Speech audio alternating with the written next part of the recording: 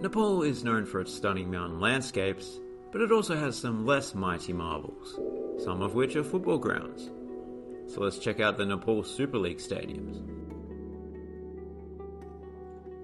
Dungadi Stadium is situated in Dungadi, a small city located right on the southern border with India.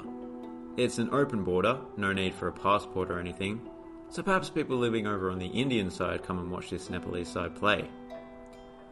According to town folklore, it was very common for the people of this area to bury their wealth back in the day, to hide it from thieves.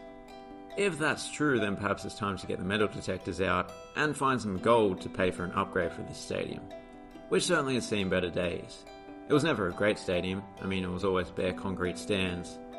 Speaking of the locals, a large minority known as the Tharu people actually have like a superpower. They can live in mosquito-ridden areas where other ethnicities would not be able to, as they are far less susceptible to malaria. So that's kinda cool. ANFA Technical Centre. Despite having technical in its name, this one is even less technologically advanced than the previous ground. It's just one concrete stand in a field. They could have made the exact same stadium way back in 1920. Having said that, there is a nice hilly and leafy backdrop, and nature is timeless. Well, by Nepalese standards, these hills are probably just considered ant hills.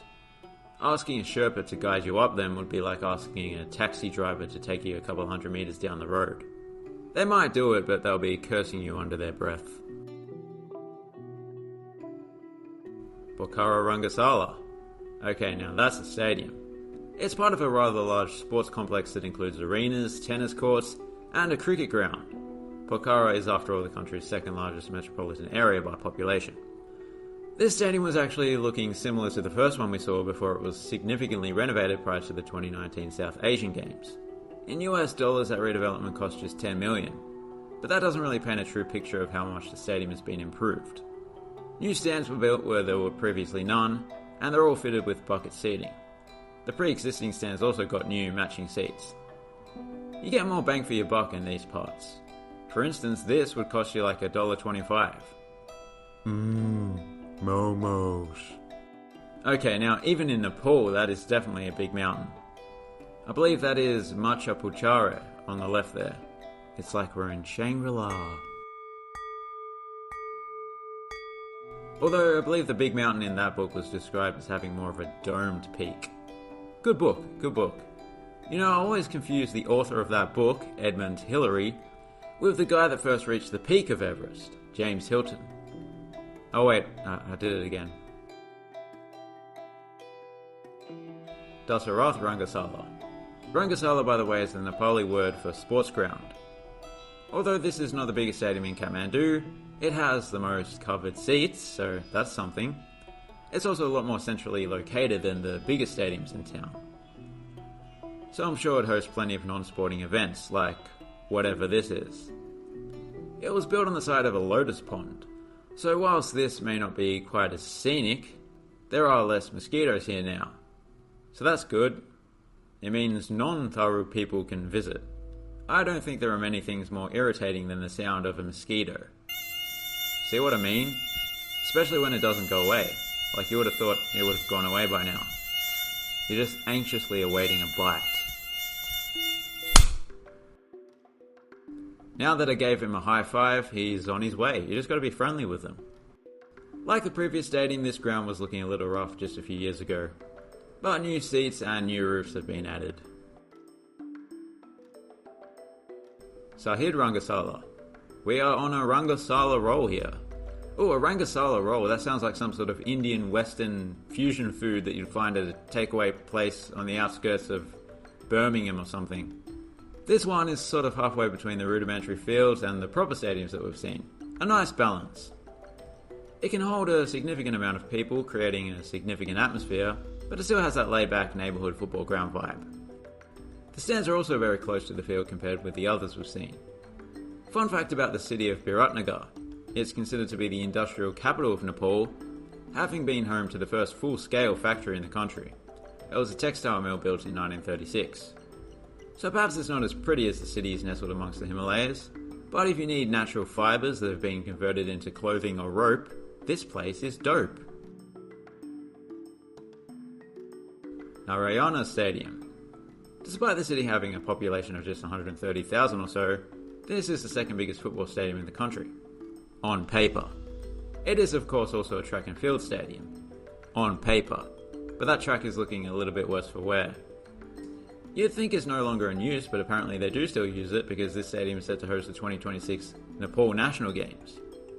That event occurs during the dry season though, so the runners will be running on dust instead of mud. It must be a pretty low-key event, especially compared with the South Asian Games. Most of the stadium does look rather bleak, but at least they've tried to liven it up a little with the paint job on this stand here. I appreciate that. Situated on the banks of the Bagmati River in the Bagmati province is Chasal Stadium in the Chasal neighbourhood.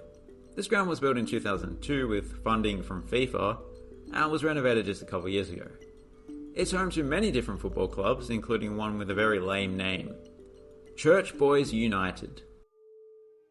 We are Church Boys United, and with the help of Jesus, we tussled and we fighted, kicked the ball into the net. Amen. I'll let them off for making up the word fighted. English is obviously their second language. But Lalitpur City is the only Nepal Super League club that plays here. I do like that the river side of the ground doesn't have any stand. Couple that with the fact that the main stand is significantly elevated, and it means spectators get a view of the river, even if it's not the most spectacular view. Maya Valley Ground. Despite the name, this ground is situated on a peak rather than a trough. It's in the town of Ilam, which is situated at an elevation of around 1200 metres above sea level. As you would expect, this is a small town with few resources, and this ground reflects that fact. However, if you disregard the lackluster facilities, it's a pretty cool place to watch football. I love how there seems to be a sudden drop-off on the southern side of the field. That's not quite the case, there are houses down there. Houses that presumably have a few footballs resting peacefully in the gutters. Oh, they don't have gutters.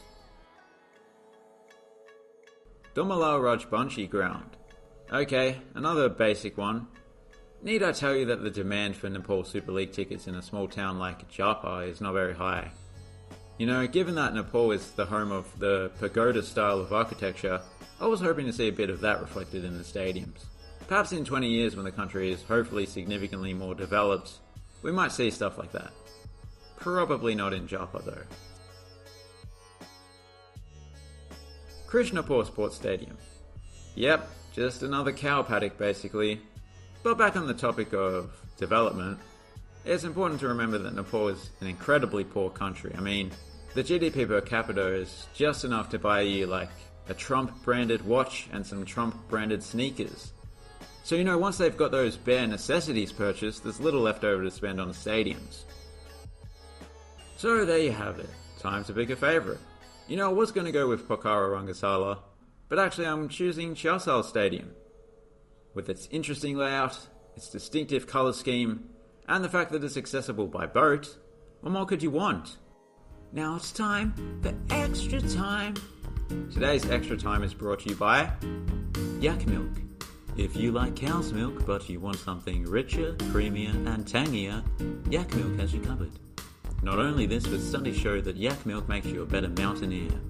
Yes, in a survey of yak milk drinkers, 2 out of every 2 of them have reached the peak of Mount Everest at least once. Compare that with another study, where just 1 out of the 250 cow's milk drinkers surveyed had done so. So yak milk, go out and buy some today. If you do live in a Western country, you may have to buy it in powdered form, and it does cost like $70 a kilo, but treat yourself with some yak milk. Yak, yakety yak. Once you go yak, you'll never go back. Yak, yakety yak. Yak milk is good, buy some, you know you should. Thanks for watching, have a good one.